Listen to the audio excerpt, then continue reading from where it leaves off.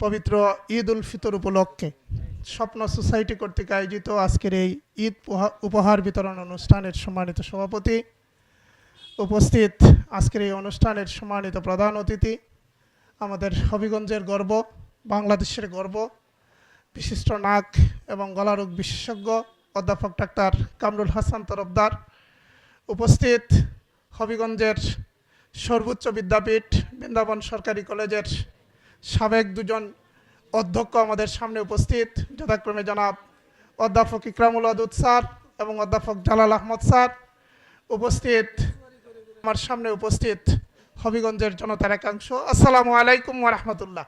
আমরা যখনই স্বপ্ন সোসাইটির আহ্বানে ডাক পাই, আমরা আসি স্বপ্ন সোসাইটিকে উৎসাহ দেওয়ার জন্য। আমরা আমাদের দায়বদ্ধতার থেকে কাছ থেকে সামনে চলে আসি।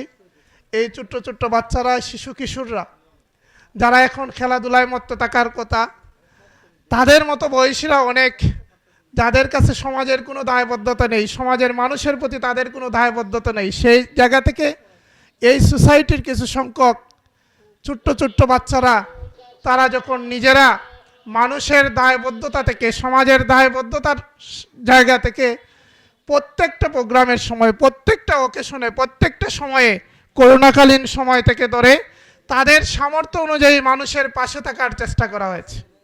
তারা চেষ্টা করে যাচ্ছে, সে কারণে তারা যখনই আহ্বান করে আমাদেরকে, আমরা তখন তাদেরকে উৎসাহ দেওয়ার জন্য, তাদের কাজে আমরা আসি, সাথে সেই কথা বোঝানোর জন্য মূলত আসি।